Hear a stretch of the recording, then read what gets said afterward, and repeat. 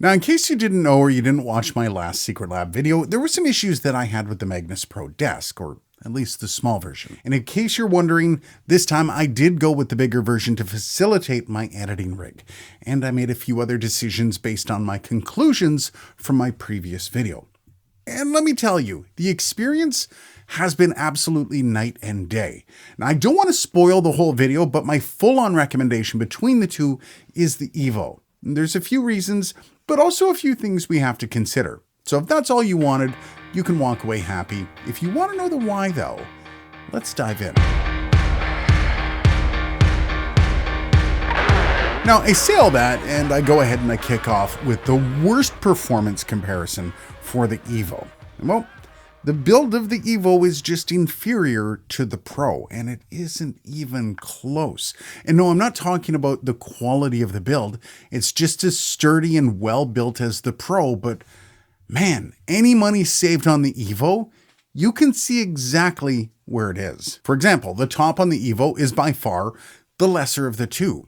While the Pro has that beautiful metal top with the gorgeous matte, this thing is selectively metal, meaning that only that back plate and the rest of it is laminate. Now, let me clarify.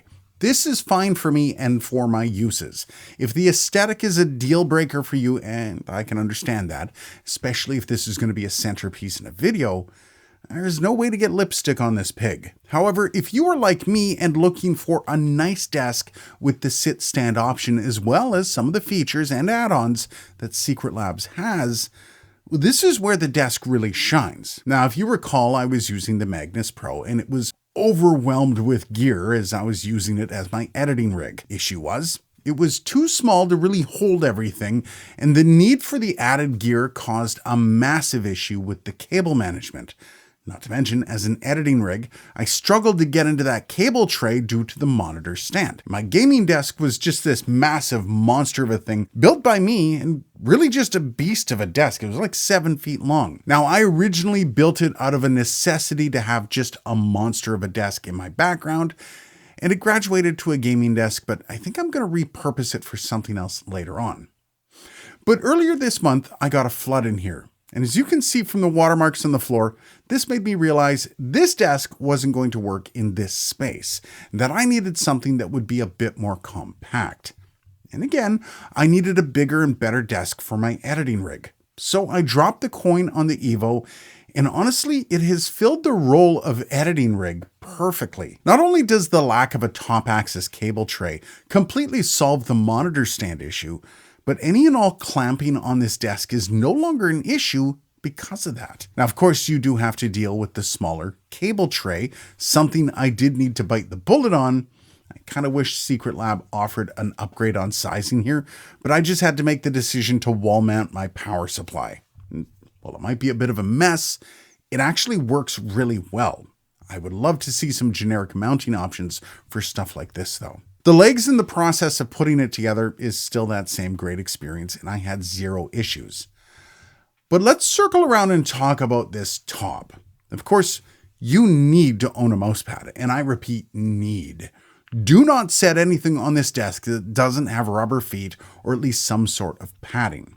Otherwise, you're just going to scratch the hell out of it. Like, I haven't really done much to this thing, and you can actually see scratches all over it already.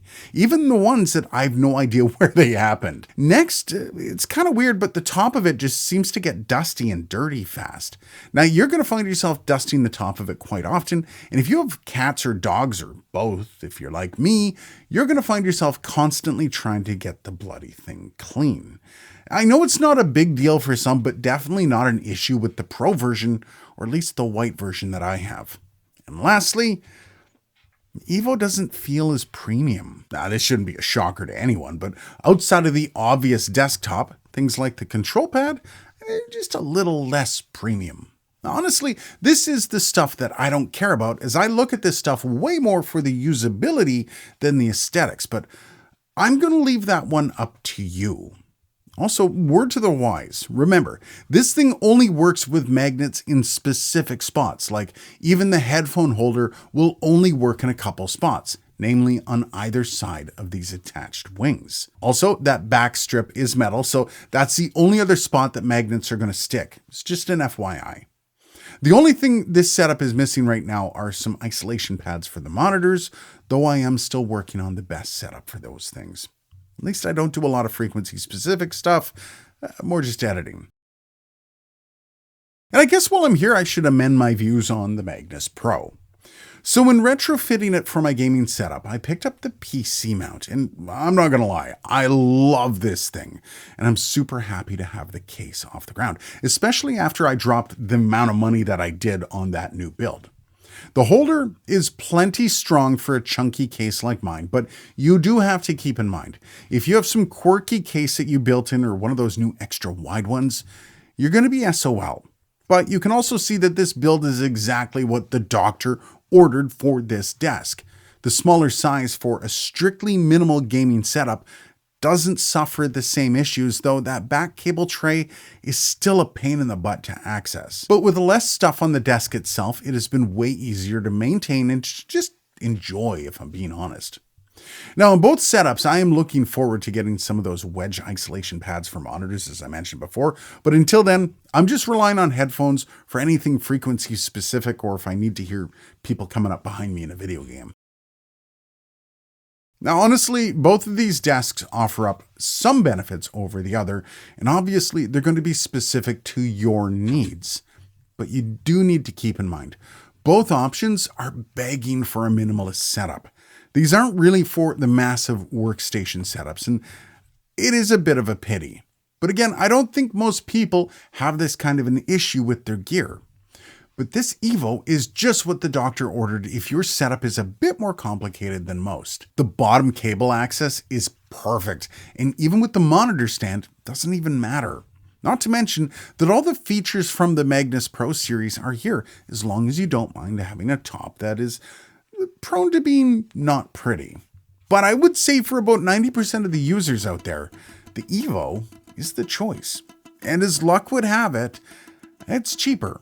Let me know what you think down below though. Is this desktop a deal breaker for you? Cheers guys, and I'll see you in the next video.